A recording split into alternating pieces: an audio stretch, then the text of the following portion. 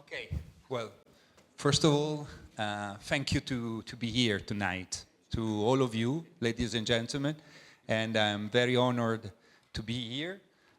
It's a quite special and unique evening, and I hope that the weather in Milano will help in having the other remaining friends joining us in the next few minutes. And I really welcome you from all over the places, all over Europe, and we will, introduce to you our distinguished guests from time to time. For the time being, I would say this is the first Gasperini Awards evening.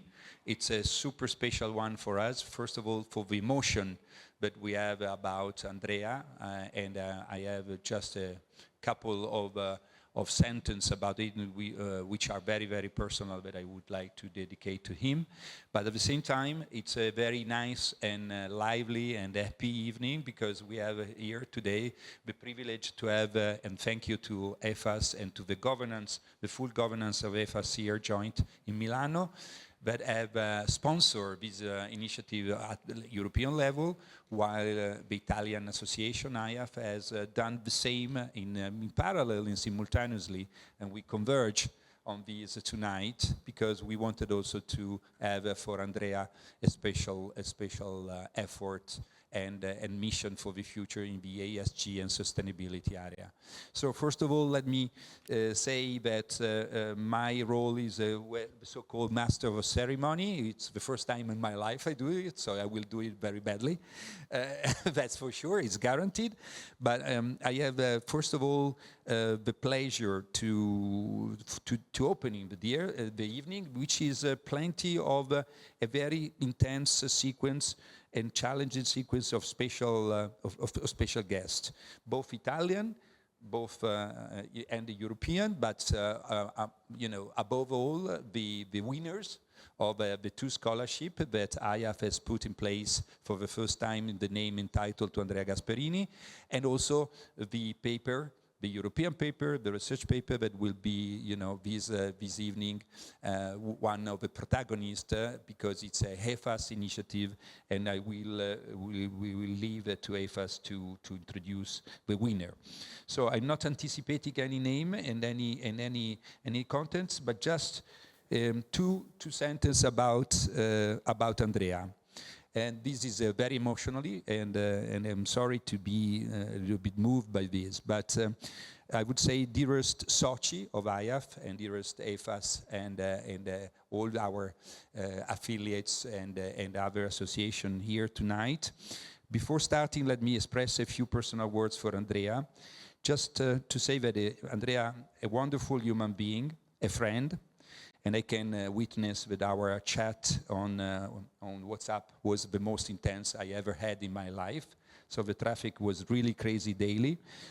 A universally recognized splendid ESG hero, very much in anticipation, and Sonia Artuso tonight will explain to you in more details and much better than I do.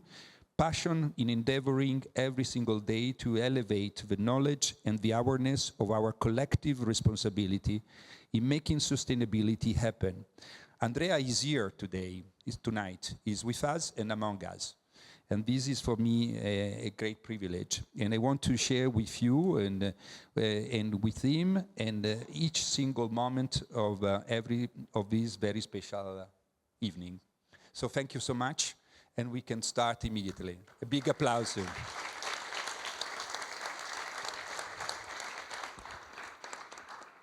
Okay, so to start, ladies and gentlemen, esteemed guests and distinguished delegates, welcome to this year's celebration of the Gasperini ESG Awards.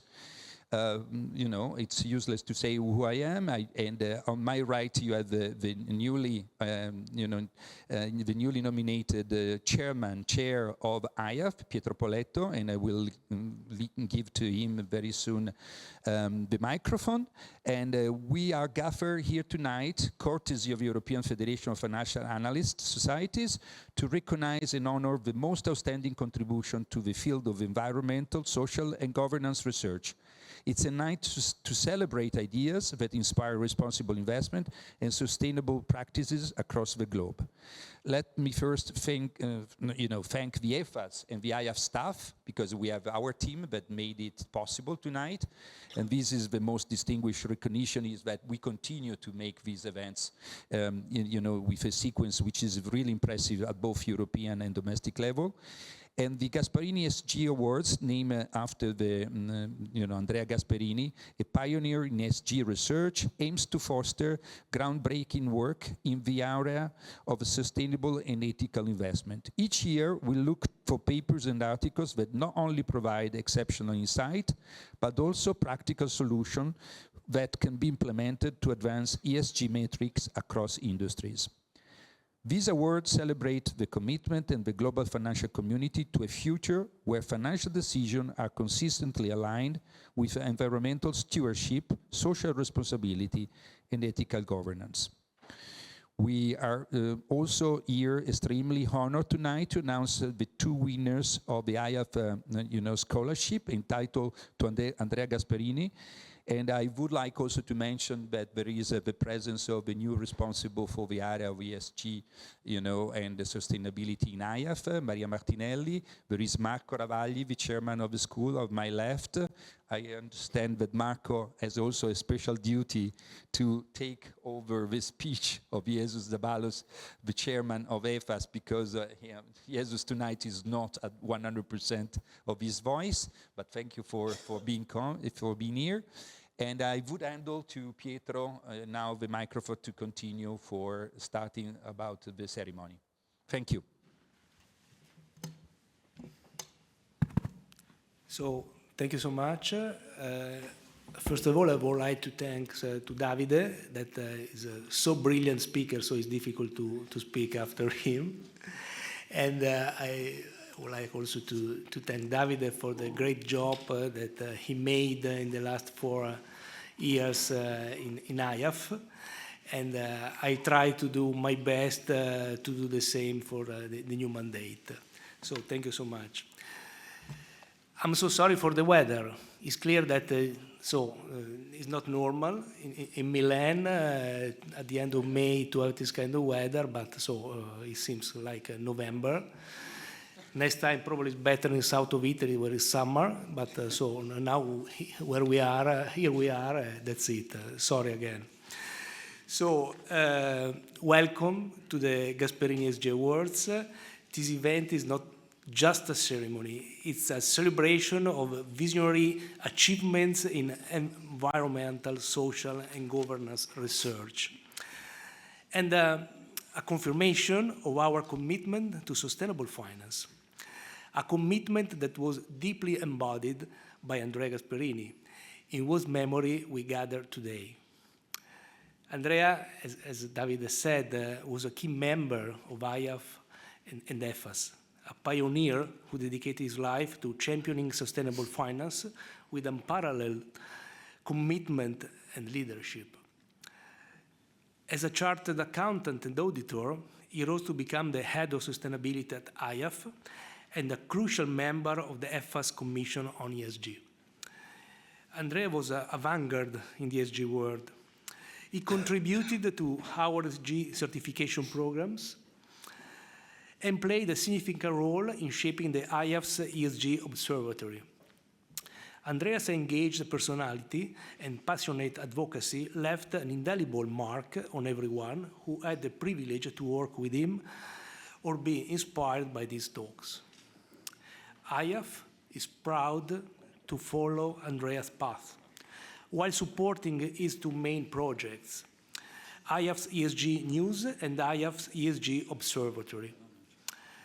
For this, we should thank both Maria Martinelli, who took over Andrea's role as AIAF's ESG manager, and Sonia Artuso to pursue Andrea's legacy.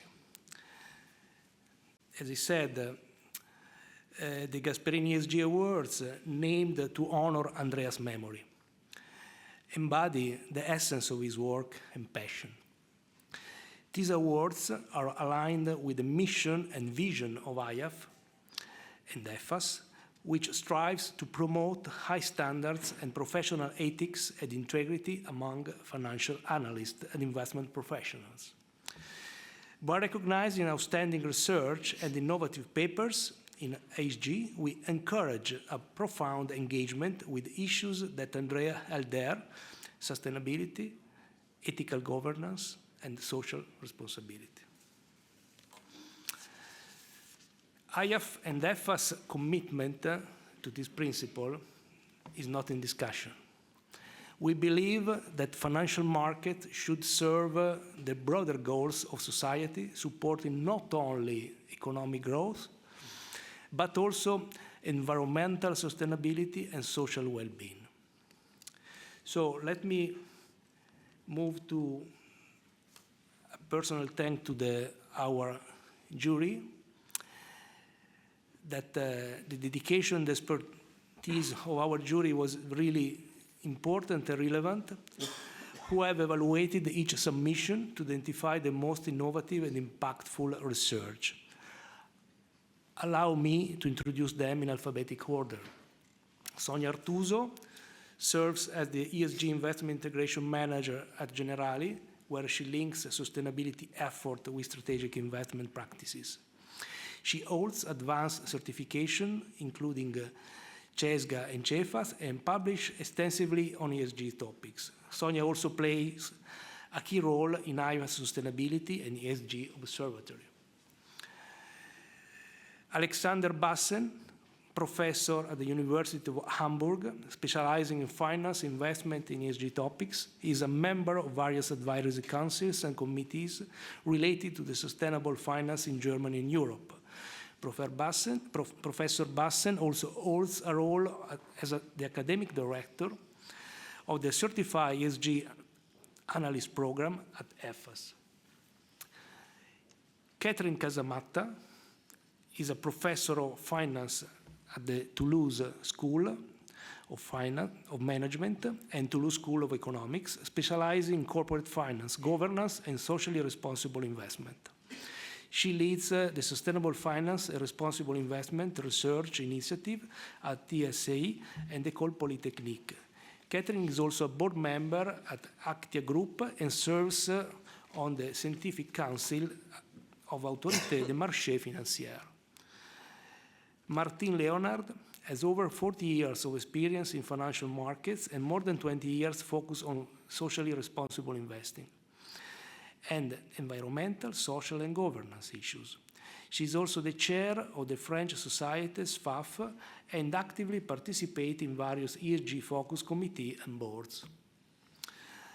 Jesus Lopez Zaballos, on my right, is the general manager of the Spanish Institute Training School, FEF, and chairs of the EFFAS Executive Management Committee. His extensive experience in the financial markets includes roles such as a broker and head of training in major Spanish financial institutions. He's also a frequent lecturer and advisor on financial education and sustainability. And finally, last but not least, Sonia Santos is a co-coordinator for executive courses on sustainable finance on IASEG, teaching related subjects on the Nova School of Businesses on economics, and her career spans over 24 years in financial sectors of London and Lisbon, focusing on sustainability. Currently, she consults on climate finance and sustainability practices globally. Please join me in giving a warm applause to our jury members.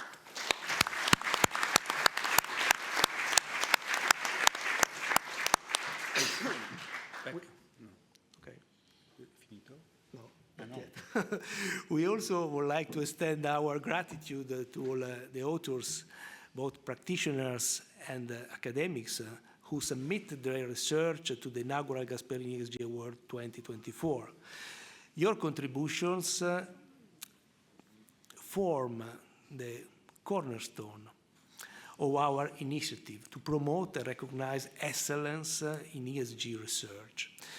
Your participation not only supports our mission, but also drives forward the global agenda for sustainable development. We look forward to celebrating your achievements and continuing this journey together towards a more sustainable future. So I'm closing immediately. Tonight, we celebrate an important contribution of our nominees and awardees. We also remember Andrea, a leader, a mentor, a friend to most of us, and a visionary. Andrea is alive in each of us every time we choose to make sustainability a central part of our professional lives and decisions. Thank you for joining us in this celebration of excellence and commitment to a sustainable future. Thank you so much.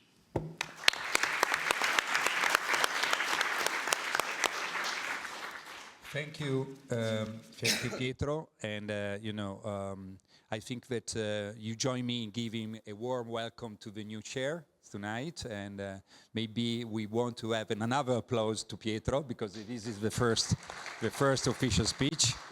And a real warm welcome, and these inspiring words introduce us to the sequence that we will have to continue.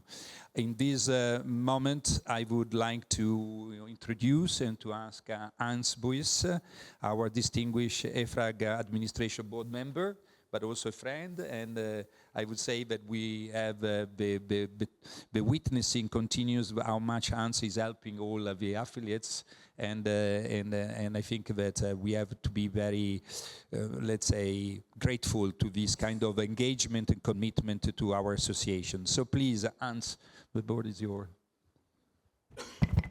It works. Thank you very much, ladies and gentlemen. Welcome.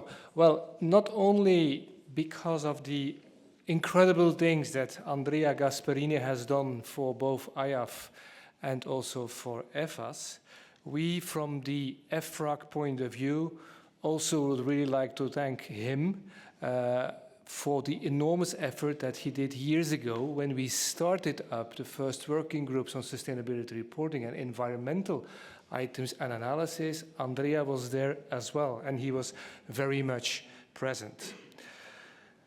2024-2025 is going to be crucial years for the European sustainability reporting journey.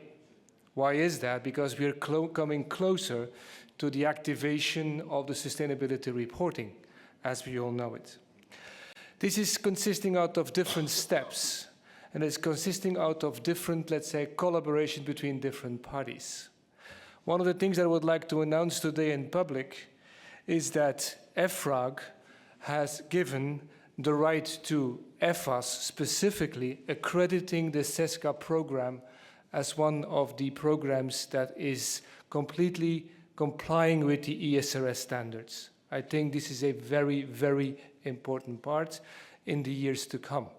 It is thanks to the work of a lot of people, such as Andrea, that we are here today, and that we achieved what nobody ever believed, that is that the first 12 standards on sustainability reporting would be approved and would be implemented as we speak. Of course, the question is always, who is EFRAG? What does EFRAG do? And I know that a lot of us know exactly what EFRAG does, but I have to admit, though I was personally involved in the restructuring of EFRAG, working for Jean-Paul Gauzès at the time that EFRAG was simply the European Financial Reporting Advisory Group, and that was simply giving endorsement advice to IFRS rules that were prepared and given to us by the IASB, has changed enormously also for the institution EFRAG. What happened in the last 2 to 3 years is amazing. We have become a standard setter, which is something very dangerous that I always correct. In reality, we are an advisor to the European Commission, and we are fulfilling a mandate for the European Commission that is called putting in practice the CSRD. And that is literally what we do. But the question on who is EFRAG is, we are a number of different kind of people. EFRAG, I always said as a smile, is a PPP. It's a public-private partnership. The authority is there, read, the European Commission is there, national standard setters are there, but also international stakeholders and private stakeholders are a member. And since 2 years, we have the civil society organizations also as a very important pillar towards sustainability reporting. If we say, in this case, civil society organizations, what we mean in reality is the NGOs, consumer organizations, trade unions, academics, and impact organizations. Because what we do is a tiny, whiny bit of the real problem of sustainability. We only fill in the reporting bit. And even then, we only fill in the reporting bit for 27 countries. I'll be back to that in a sec. How are we organized? So what am I doing here? I'm the non-techie guy at EFFRAG. I preside what we call the supervisory or the admin board, and let's say we decide on all rules and regulations and governance of EFFRAG. There's a lot of more important people here, and it is into that atmosphere that Andrea had his role. We have a sustainability reporting pillar, and that is what we call the SRB, the Sustainability Reporting Board, and we have a financial reporting pillar. Last point on EFFRAG, how are we funded since Buysse said it was a PPP? Well, we're funded indeed, as I said, part by the European Commission. And this is a struggle that we're fighting every year again.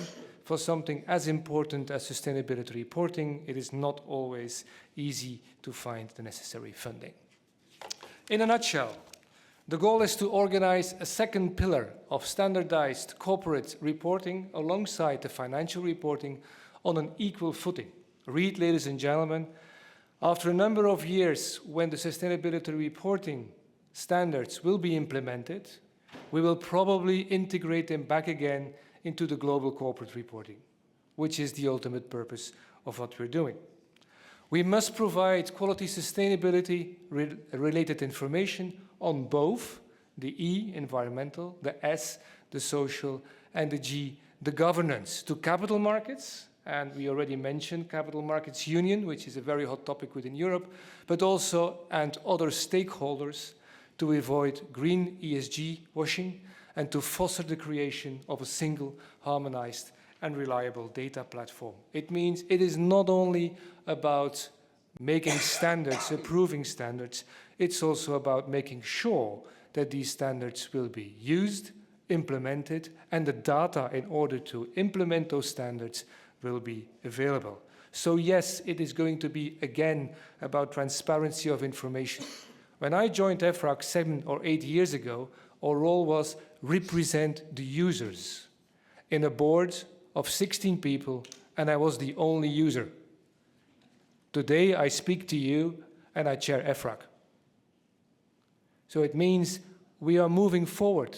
As a financial community, we are taken seriously, but it will continue to take enormous efforts as the ones that Andrea did in his life for sustainability reporting. Okay. I'm going to skip the agenda just to tell you very quickly, what are we doing? As I said, we are implementing, and it was a question I got at Parliament. Oh yeah, I didn't tell you that. When you run EFFRAG, you need to each time explain to the European Parliament what you're doing. And I can assure you, ladies and gentlemen, that not everybody in the European Parliament thinks we are the best in class and we are the champions that should do sustainability reporting.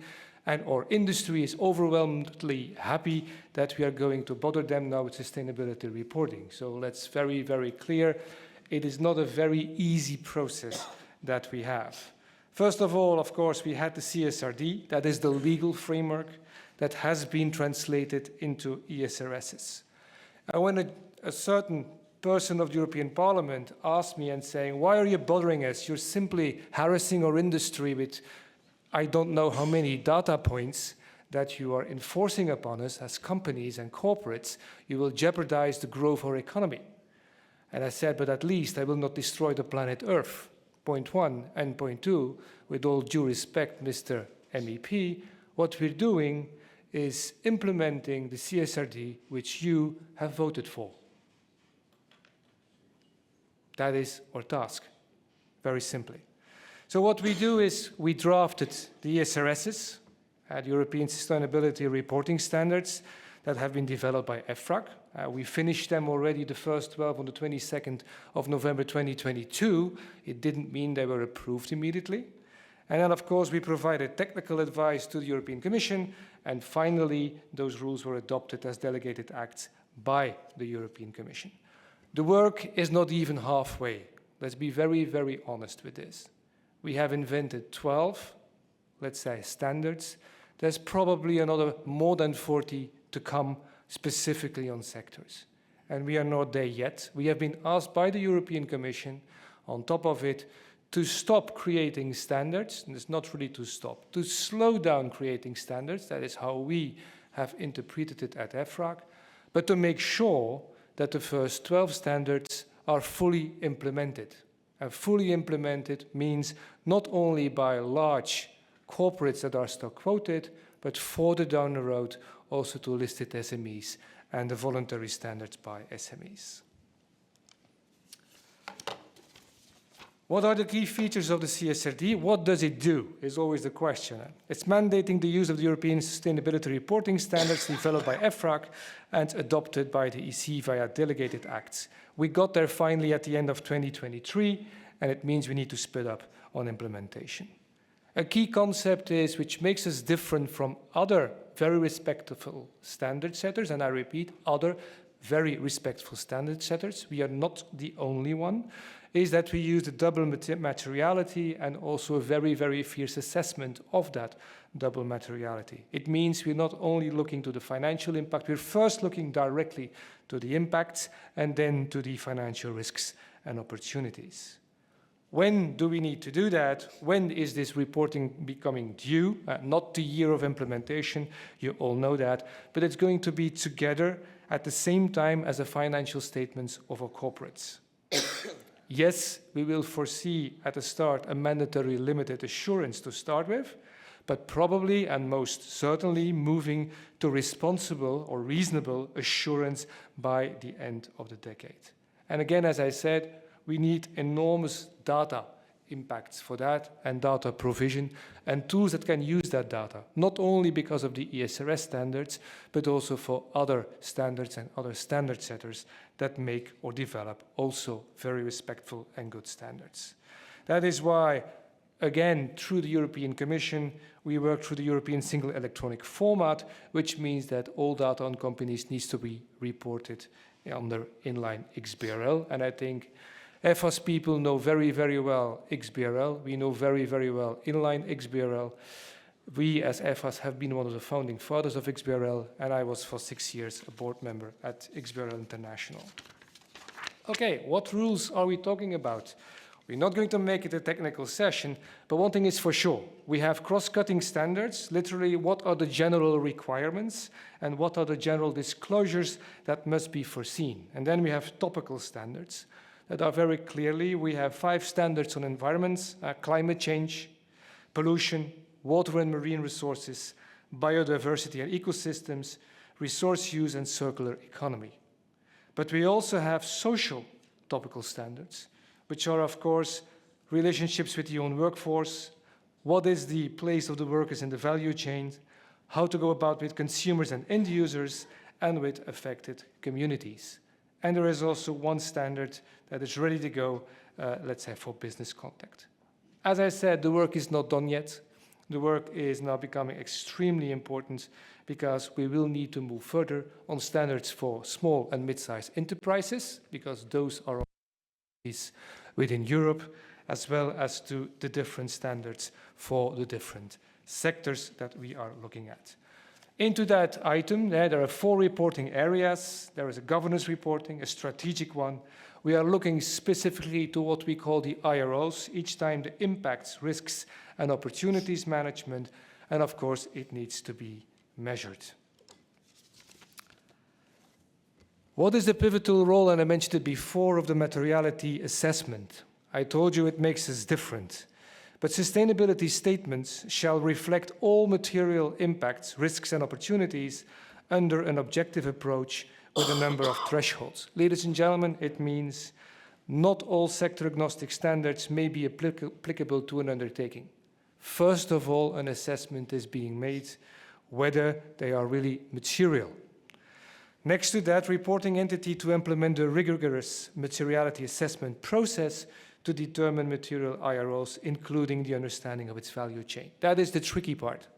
That is the part where, according to the vertical value chain, not only for large, let's say, stock-quoted entities, they need to report fully on those 12 first ESRSs, but also the different other players in the value chain, read suppliers, clients, funders, bankers, will have a number of requirements that they will need to comply to. And that is why I'm getting immediately not only to the large corporates that are quoted, but also to the SME exposure drafts. Today, there is a lot more demands that we receive by the, let's say, SMEs that are not listed and that do not need to comply as the LSMEs will need to do, the listed SMEs. But the interest is enormous because they are an enormous impact or value within that value chain. So again, we are talking here not only about the main corporates, but also the small corporates. And also when we speak to our stakeholders, whether that is NGOs, impact societies, we feel that this is an enormous point of attention. And 2024 is going to be a main year for that. We will have a number of decisions, as you see on the slide, specifically on those SMEs exposure drafts. It's all planned for this year, in all honesty, ladies and gentlemen. What are the objectives, of course, of the VSMEs? Help. Our objective is very simple. What is the voluntary standards for SMEs? What are we trying to achieve? We're trying to achieve to help the SMEs to respond to the vertical supply chain requirements that are coming up from the CSRD. They need to respond to those. And so we want to provide them with a simple reporting tool that then credibly replace a substantial part of the questionnaires used by the business partners. People underestimate it, but of course every bank already today is asking for sustainability reporting and requirements. And as such, I'm in my slides referring indeed to lenders, investors, corporate clients, and what have you. In requesting ESG data from SMEs and that can support the SMEs in monitoring their sustainability performance. And while the exposure draft has been built mainly on the basis of questionnaires from business partners, the resulting information is expected to predominantly benefit SMEs by improving their management of sustainability issues and in this way contribute to a more sustainable and inclusive economy. How do we want to do that? We want to simplify a number of things. On the SMEs, on the voluntary standards for SMEs, we want to work with a basic module which is an entry level, which is also targeting up to micro undertakings. This is going to be in simplified language, not the same materiality assessments as you have for large corporates, and only 12 disclosure, including ESG topical metrics. We're going to add to that, of course, the narrative, let's say, policies, actions, and targets that need to be respected with 5 disclosures. And we are going to add to that the business partner module, again, to help them. When SMEs face questionnaires from business partners, make sure that we have a simplification that has been achieved and that will help them to disclose the material matters, limited again to 11 disclosures. So SMEs receive a lot of data requests from larger undertakings for business and report reasons, including the CSRD reporting obligations under the ESRS.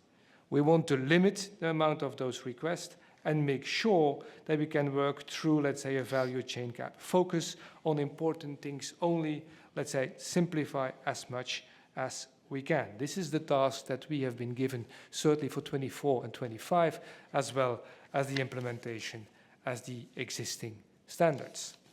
Talking about implementation of those standards, of course, there's a number of implementation guidelines that are already running.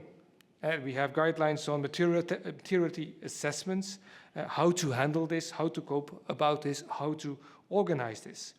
But as well, implementation guidelines on the value chain, who is affected, what is happening, and also what are the data points that we need, what are the list of the ESRS data points that are so important. Again, this is an ongoing work. We are looking for transition plans. How can we make sure not everything is due as from day one? We're looking to application requirements, disclosure requirements, but also specifically looking at training implementation guidance. This is not only what I told you about EFFAS, but the accreditation of the CESGA diploma is playing, I think, a very important role here. I've also mentioned we are going to do the same thing for GRI, because we believe that that training part is extremely important. But we're also looking and building, and to get today, it's already existing, but it's not finished yet, for data platforms where people and companies and corporates can ask continuous questions and will also get a continuous feedback. Because there's a lot of items that still need to be, let's say, implemented, and where guidance is, of course, necessary. That is why we built a Q&A platform. We have already received, and it's growing because my data is already completely out of date. We are receiving hundreds and hundreds of questions by corporates and by people that need to comply with the ESRS standards on how they should do that. So that is almost a continuous task of EFRAG. We are doubling our personnel. Of course, unluckily, the European Commission is not doubling the fees and the support that we get, but we have help from the European Parliament. The European Parliament is deciding to give additional means, not to making more standards, but to make sure that the implementation goes flawlessly and is treatable by all corporates, whether they are large, but also taking into account the, let's say, smaller and mid-sized enterprises. What are next phases that we need to achieve? Well, it's going to be the sector-specific ESRSs. As I told you, the European Commission has asked us not to push forward sector standards, and I said it doesn't mean we are not working on sector standards, because we are.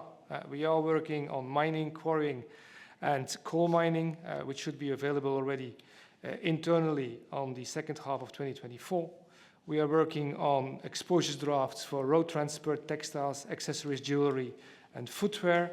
That would be on Q1 number 2025.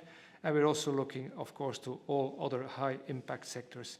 Preparations is ongoing with the SR tag and the SRB. SR tag, as I said, you have an admin board, sustainability reporting board. You have underneath a sustainability reporting tag, technical people that are being held by different working groups and by the EFRAG Secretariat in order to make sure that the work can continue.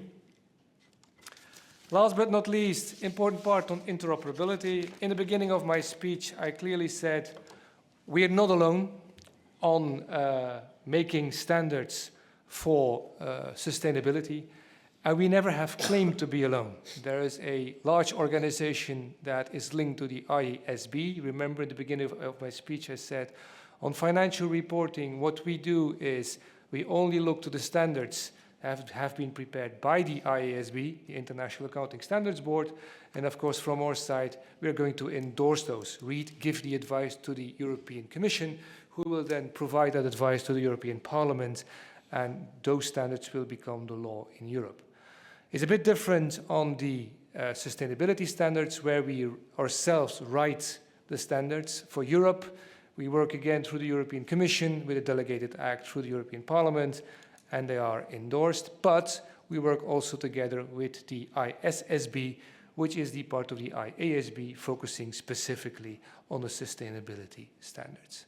What we're trying to achieve is a perfect interoperability. We're trying to make sure that companies do not need to report twice. If they are reporting under the ESRSs, that reporting is compliant for the ISSB, and if they report under the ISSB regulation, that reporting is fully compliant for the, let's say, ESRSs and for the European Commission. And important, and I advise you to check it, on the 2nd of May, an important press release of further collaboration between the ISSB and EFRAG has been published, and I think we're not there yet, but we are moving into the right direction. We're doing the same thing, by the way, with GRI on more technical standards. We are working and paving the way to digital interoperability. We are using as a digital tool the use of XBRL and the ESF standards, and I believe that other standard setters are doing exactly the same thing. So maybe there's a number of things that we can do there. Why is that so important? Very brief, because I need to check my timing. Very brief, because we also have non-European companies that need to report here or vice versa, European companies that need to report elsewhere. And that is also a task that EFRAG is looking at as we speak today. And last but not least, it should not be a public speak. We have friends of EFRAG. Well, I told you already, we are short in funding, and we have created a Friends of EFRAG, let's say, chapter. And we all thought, that you're going not to believe this, we all thought, oh, we will have one or two. They're coming in nowadays by the dozen, so the amounts are still small, but we feel that industry is supporting this sustainability reporting initiative that was launched by the European Commission and where we as EFRAG are its main advisor. Thank you very much for your attention, and we will see each other certainly very soon again.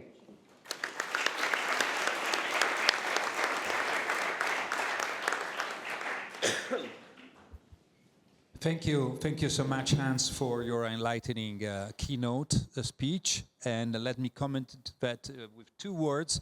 One, that is wonderful, the announcement about the CESGA certificate recognition.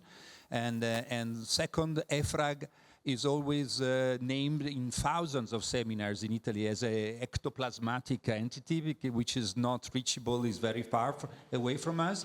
Today you have Hans here, chair of EFRAG and the board member, so take this opportunity. It's quite unique to have a real EFRAG in front of you, after this ceremony. We will have time. Not only today, because we need you on a continuous basis, because we always work with field service, we always work with testing what is happening in the market, and exactly. You, as users, are most important into that perspective. That's exactly the point. Thank you so much. Now we have a special guest, a dear friend and dear colleague of work, intense work of Andrea. Sonia Artuso is with us tonight. Andrea and Sonia, and let me say Andrea first, because you understand that you work so closely with Andrea on the AIAF ESG Observatory and many other initiative that I can witness, I have seen and shared as well. And I think that I would leave to you and the microphone for the words and the testimony of your lasting legacy with Andrea. Please. I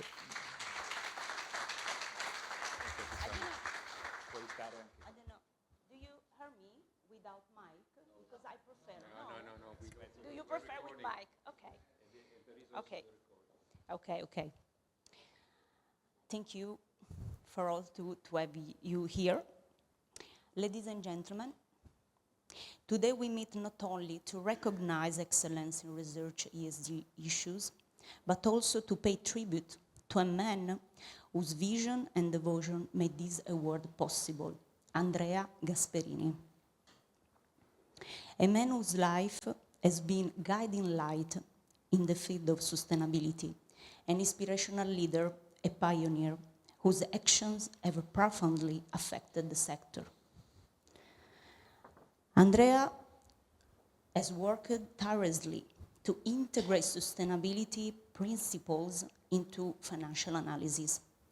Through his publications and participation in key working groups such as EFRAG, he influenced policies and practices long before they become standard in the industry. I imagine he would be pleased to see the result of CSRD, the new ESG reporting standard for sustainability. Andrea believed with passion that to navigate an increasingly complex and rapidly evolving financial and social landscape, we must be resilient to change. We must anticipate change. He was convinced that, like the metaphor of the Queen of Hearts in Alice in Wonderland, to maintain our position in a fast-moving world, we must run as fast as we can. But to truly progress and make a difference, we must run twice as fast. The EFFAS Gasperini ESG Awards aim to encourage research and innovation in the areas that Andrea cared about, reflecting the originality, impact, potential for advancement that he would have sought. The works we are awarding today reflect Andrea's effort to create a financial industry that not only performs well, but also makes a concrete contribution to the sustainability of our planet and its people. Today's winners are the legacy of his commitment. In their studies, we see the echo of his conviction and his work. Our gratitude to Andrea Gasperini runs deep, and his spirit of commitment continues to guide our work towards more responsible finance and a more sustainable world. So now it's time, and I ask you to welcome Mrs. Gasperini. Vi chiedo di accogliere la signora Gasperini che è qui con noi. Thank you, Maria Teresa, to be with us. It's an honor to be here with you in this special moment. And now we are going to present Mrs. Gasperini, a special symbol, a little bonsai. Adesso ti omaggeremo di un simbolo speciale. The bonsai tree symbolizes the life and the resilience. Il bonsai rappresenta per noi la vita e la resilienza, and it symbolizes not only the care and the passion that Andrea has shown for sustainability, but also the lasting legacy that we received, and also his continuing commitment for sustainability. E per noi rappresenta la sua passione, la sua perseveranza nella sostenibilità e la sua preziosa e duratura eredità che ci ha lasciato. And so, thank you. This is for you. Thank you. This is for you, and thank you. And now it's time to leave the floor to Mrs. Gasperini. E adesso ti lasciamo la parola. Maria Teresa, I take this. Grazie mille, ringrazio il Presidente Zaballos per l'iniziativa meravigliosa e magnifica e commovente, il Presidente Grignani dell'AIAF, il nuovo Presidente. Ringrazio Sonia per questa bella presentazione, i presenti, le mitiche segretarie dell'AIAF. Grazie mille.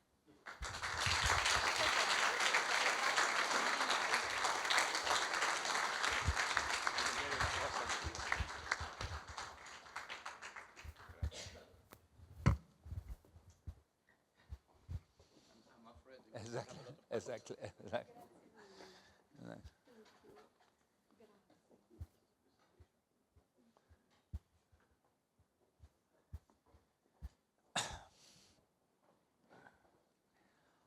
Well, thank you, Maria Teresa, and thank you, Sonia, for these words and for your presence. And as I said at the start of this evening, I said Andrea is with us and is among us tonight, so we feel it. I think that we have now the formal and the substance part of our evening in terms of awards, and we start now and we open now the ceremony about the winners and the announcement of the two Gasperini scholarship winners of AIAF. So I leave to Pietro the announcement, and please, Pietro, the word. Thank you. Hello. Thank you, Davide. So, a few words again, very shortly. The journey to bring sustainability reporting up to the same quality standards as financial reporting is underway. What is needed is a joint effort in which all capital market players, supervisory authorities, and investors with association playing a role as a catalyst for change. AIAF is ready to play its part in activating the necessary dialogue to express the full competitive potential underlying the 3 ESG letters, also in Italy. So I'm very pleased today to award these young Italian experts who trace an evolutionary trajectory for the profession of financial analyst in continuity with the next generation AIAF strategic threat undertaken in recent years. So I think that I would like to thank this person that produced very, very interesting papers. Our jury had made a great job, taking consideration that we had more than 34 submission. So it's clear it was a great job by our jury. But at the end, we had 2 winners that at the end of the analysis produce very, very interesting papers with punctual topics, good analysis, and also following, arriving a good conclusion. So it's clear that it is a very personal pleasure to award them for their works. So here we are. Okay. So the announcement. Yeah. The announcement. Can you open the microphone?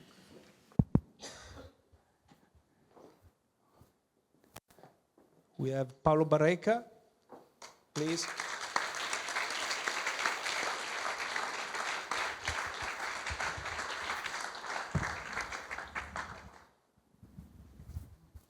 Congratulazioni. E Miftar Mema.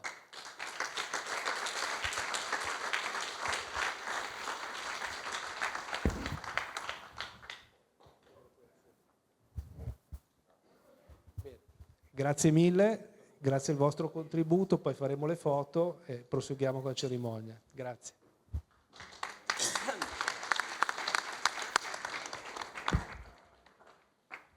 Okay, I think that I have to congratulate the 2 winners. Bravi, congratulazioni. I know that you have a father, mothers here, so it's a nice moment of life. You will remember it, not regret. So, and I think that we have 2 young potential members of the AIAF society, so welcome for sure. And we need you for the future, and sustainability means also having the next generation AIAF, not only EU. Okay, so I think that at this point, I know that I have a switch in the speech, and I will leave the microphone to Marco on behalf of Jesus. Jesus, thank you for being here. It's very appreciated, your presence. For the announcement of the Gasperini Award, the paper, the scientific paper at European level, and I give to you the microphone, Marco. Thank you. For the one who doesn't know me, I'm definitely not Jesus. Jesus sits to my right. Unfortunately, he missed his voice. Therefore, he asked me to be his voice for tonight. Definitely, I will miss your Spanish flair, but I'll try my best. So, ladies and gentlemen, esteemed guests, EFFAS colleagues, and scholars of sustainable finance, I am proud and honored to present the winner of this year's inaugural Gasperini ESG Awards. Tonight, we come together in memory and to honor the work of Andrea Gasperini. We're privileged to be joined by his widow, which is our special guest. Mrs. Gasperini, thank you again for being with us tonight. As we unveil this year's winners, let us celebrate the pioneering research that advantages our understanding in the critical environmental, social, and governance issues which face our communities and our planets. And let me add one word: if we need any more evidence of climate change, I think the weather in Milan definitely is one. These awards are a testament to Dr. Gasperini enduring legacy in promoting excellence and leadership in sustainable finance. On behalf of the European Federation of Financial Analyst Societies, EFFAS, and both in Jesus' capacity as the EFFAS chairman and as a chair of the jury for the 2024 first edition award, I extend our deepest gratitude to all the authors who submitted their research papers for consideration. Each submission was replete with interesting and valuable findings, reflecting a wide array of innovative approaches and deep analytical insight. We are immensely encouraged by the growing engagement and dedication which was evident in these submissions. This flourishing interest in the fields of financial analysis and sustainable finance is not only vital, but is transformative for the evolution of our industry. The commitment shown by each participant to advancing our understanding and developing insights into crucial economic and societal issues is truly commendable. It is clear that through such rigorous scholarship efforts, our community is well positioned to address the complex challenges of today and tomorrow. Thank you once again for enriching our inaugural award ceremony with your groundbreaking research and for your pivotal role in driving forward the boundaries of knowledge and practice in sustainable finance. Tonight, we begin by celebrating the second place winner of the Gasperini Awards, the paper titled The Gender Gap at the Top, How Network Size and Composition Impact CEOs' Pays, which is a collaborative effort by José Tavares and Charmin Sadzet, sorry for the pronunciation, I apologize, which has provided a significant insight into how professional networks affect gender disparities in executive compensation. The study was commended for its comprehensive analysis and clear conclusions, demonstrating that about 20% of the gender pay gap is attributable to differences in network size and composition. It was pointed out that women CEOs tend to have smaller and less male-dominated networks, which impact their careers, progression, and compensation. This finding underlined the crucial role of social structures in career advancement, and it is pivotal for discussions on equity in leadership roles.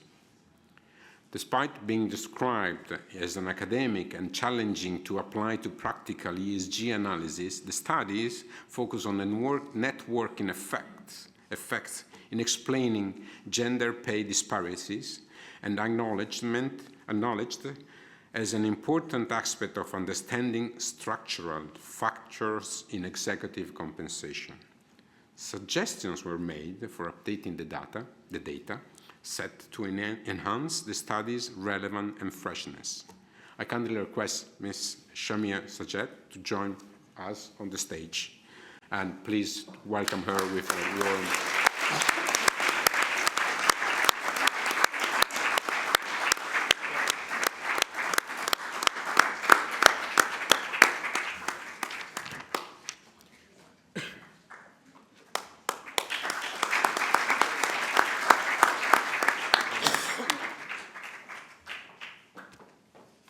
Thank you.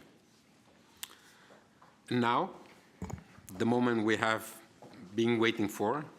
It is with great pride that we award the first prize to the collective research paper titled "Does Climate Change Affect Firm Output? Identifying Supply Effects."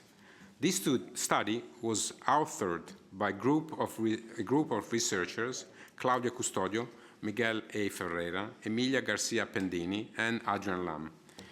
Their innovative approach and meticulous analysis of the impact of extreme weather and supplier location on sales earned this paper its top place. The paper secures first place with its innovative approach and meticulous analysis.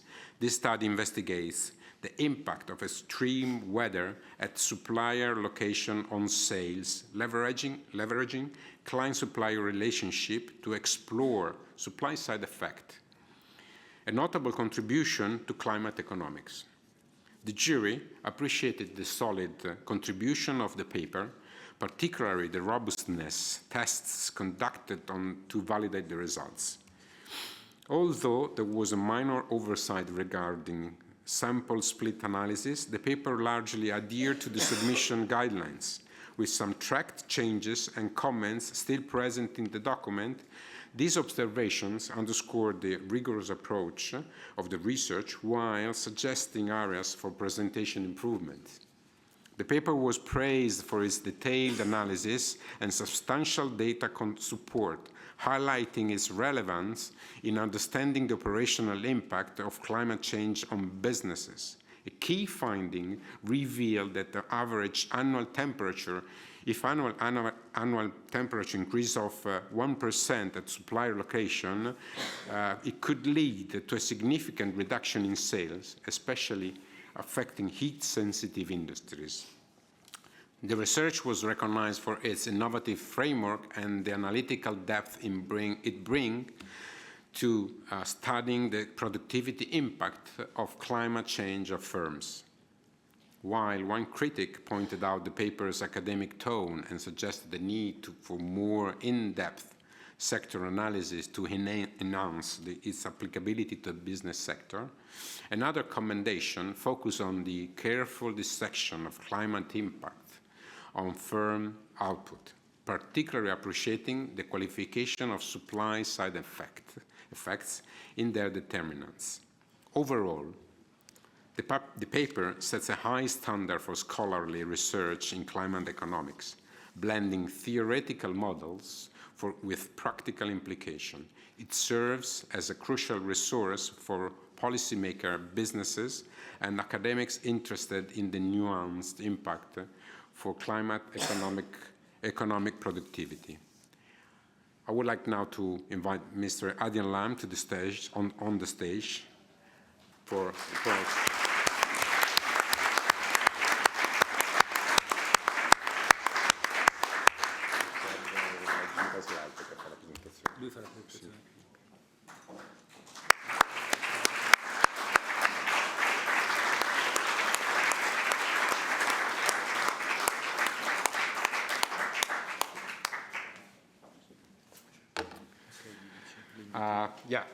I would like now invite Mr. Lam to share some of the insight of your winner research paper.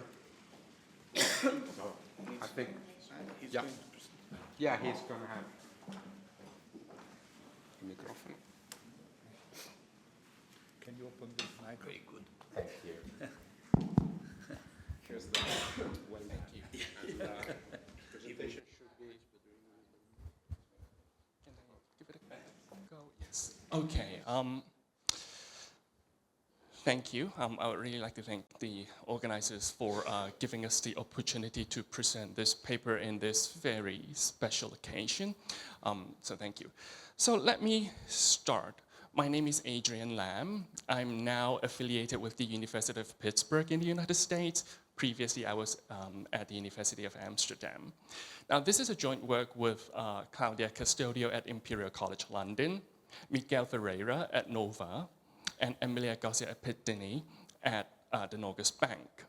Now, the title of the paper is, Does Climate Change Affect Firm Output?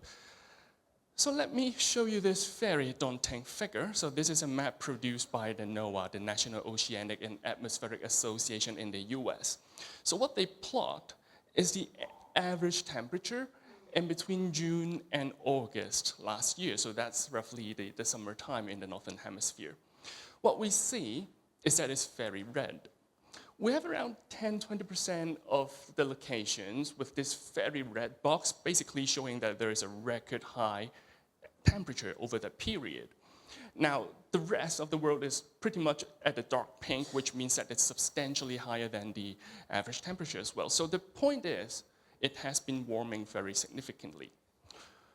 But what is also very interesting is that if we focus down in the south, there's a bit of blue spot. So this average effect kind of masks some heterogeneity in the sense that it's not just about global warming, it's climate change.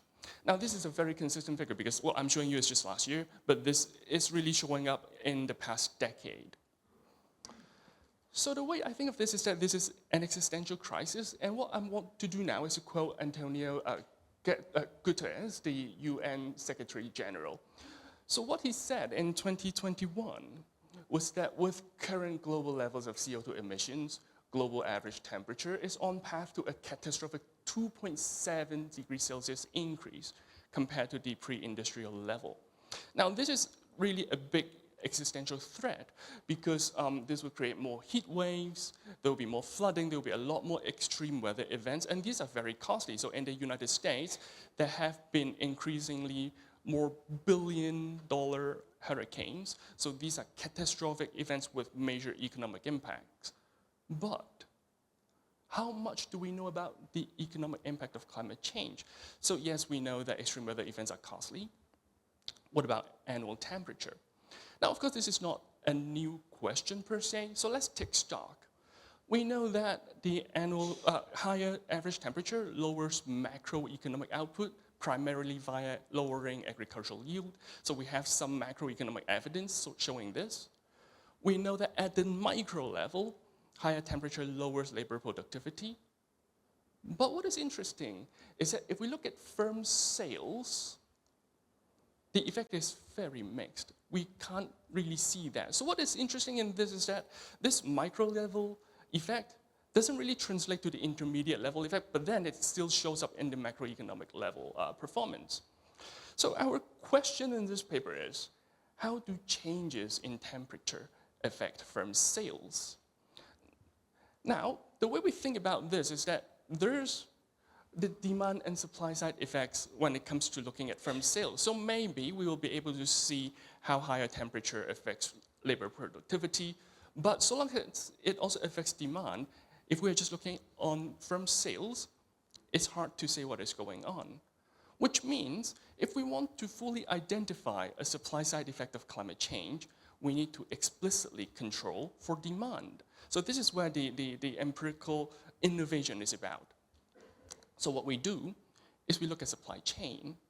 We use production networks data and exploit some features such as we have suppliers selling to the same client, but then they are located in different areas such that we can see how we can use a nice way to do a comparison such that demand is taken care of.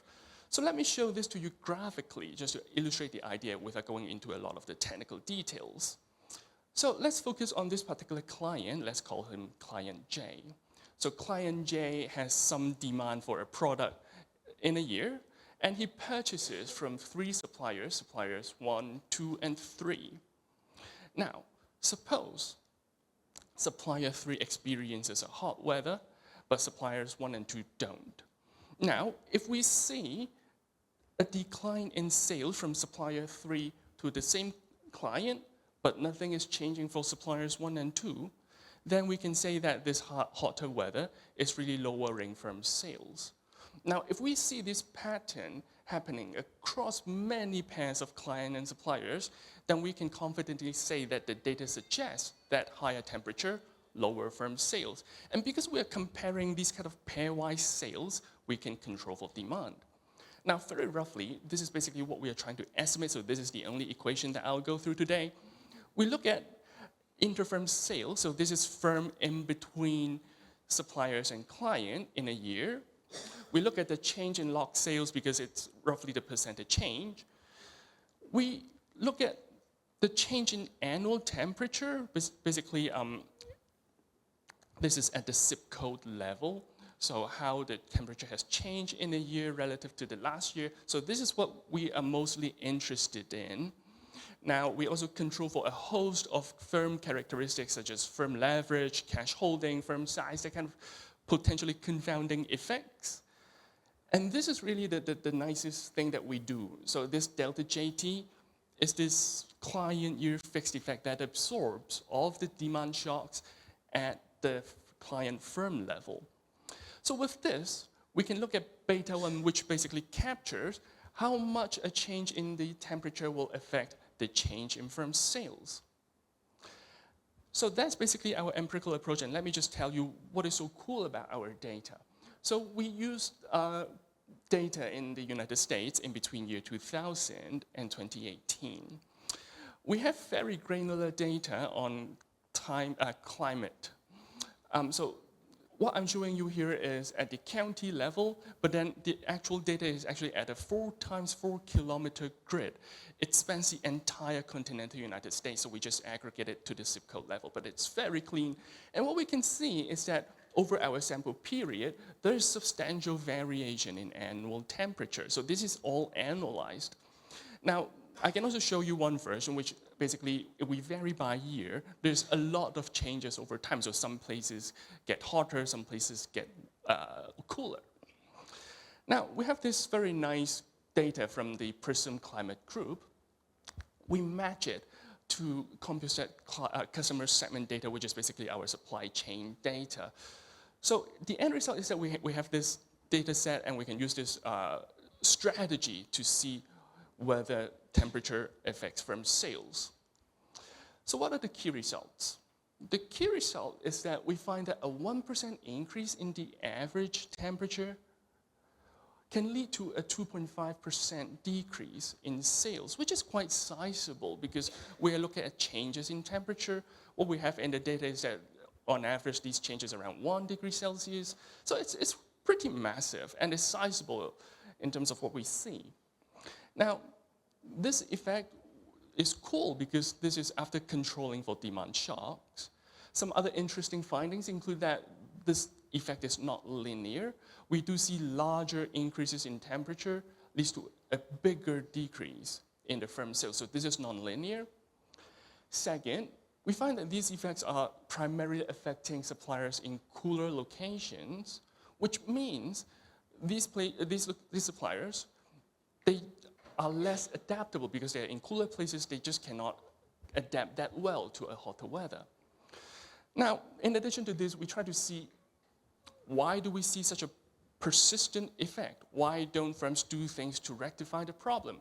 So the idea behind this is that there are some frictions and constraints such that these firms cannot address the challenges on their own, which include 4 basic ideas. The first one is labor supply and productivity. So what we see is that these effects are stronger in labor-intensive, in heat-sensitive, and in manufacturing firms, which basically mirrors what we find in the micro-level results, that higher temperature affects lower productivity. Now, this means that because these companies have more outdoor operations, it's just very hard for them to make a change. If they are hit with a hot weather, they will have a lower performance. Now, second, we find that financial constraints matter. So these effects are stronger in financially constrained firms. So these are firms without a credit rating, with a lot of debt maturing. The idea is that because they are financially constrained, they cannot just hire more people to deal with this reduction in productivity. So financial constraint is a key friction that leads to this result. Then we also find that operational flexibility is important. So the idea is that if you're a big firm, you have multiple locations, you can just shift your resources to other locations. But what we see is that firms that are less flexible, smaller firms, firms with one segment, they are, again, the most affected ones. So finally, we find that switching costs also matter. So we find that firms that sell more standardized goods, that are more substitutable, are actually more effective. And this is key, because what it suggests is that it's not only a pure supply side effect, there are some adaptation challenges as well, because client firms can foresee that they are losing out productivity and they are switching. And that's why firms that can be easily substitutable, they are more effective. So these are basically the main finding. We try to show you a magnitude that is clean, that controls for demand shock, and we show you some key areas where it shows you the best bang for the buck, where we can exert a lot of impact by helping these type of firms maybe they will be less effective. So the key message here is that there's really a supply side effect. If you just rawly look at, say, temperature and firm sales without taking into account demand shocks, you can't really identify them. But then if you do a careful work, you will see that, and it's a sizable effect. So let me close by this picture. It's not just affecting our existence, it affects our economy. And I do think this really means that all stakeholders, financial or not, should really come together and find a way that helps us deal with the upcoming environmental and social challenges ahead. So that's all I have for tonight. Thank you for your attention, and once again, thank you for the recognition, and thank you. Thank you. Thank you so much for this super interesting paper with super relevant implication and impacts. Adrian, congratulations again, and congratulations to your colleague as well. Thank you. I think that we are approaching the end of this event, and I would again have the duo, the ownership. I will leave a few words to Jesus. Please, Jesus. Thank you, David. I will try to do my best. I think it's much better that Marco did it, because I'm a speaker, as you know, Spanglish, so it's not so easy for all of you. No? Perhaps for the Italian it's much easier. But I had prepared also an official closing speech, but I think you know how I am. It's a personal. I say, Maria Teresa, I have to confess you that I was shocked when I received the phone or the message of Sonia to say to me that Andreas has passed away. I remember very well the moment. I was completely shocked, because 2 weeks before, we still exchanged emails and phone calls to complete the activity of the training of the ESG. So I have to confess that for first time in life, I say, oh my God, how is possible that guys like Andreas pass away so young? So at a personal level, I have to say that thanks to the EFFAS board, when I propose that we have to do something, no? in memory of Andreas, they all fully support unanimously to me to create these Gasperini Awards. That's what I want to help to say thanks to all the board members here to support me in this idea. And of course, when I explain to Davide that we are going to do this, of course he says, Jesus, thanks a lot. But thanks to all the EFFAS colleagues. And I have to say that it's clear that we will maintain the Gasperini ESG Award for very, very long time, forever. No? And I hope that we have young generations, young analysts. Of course, congratulations for the winner, the second. And I think that in the future years, we need to have much more papers, much more people interested to participate. No? So I see here people that we have been working for many years. At the personal level, I have to say, I thank you all to be here. Because frankly speaking, you cannot understand perhaps how is when you receive this type of phone call, and I suppose that for you, Maria Teresa, is quite difficult. But you know that EFFAS is your family. So everything that you need in the future, please say to us. Thank you.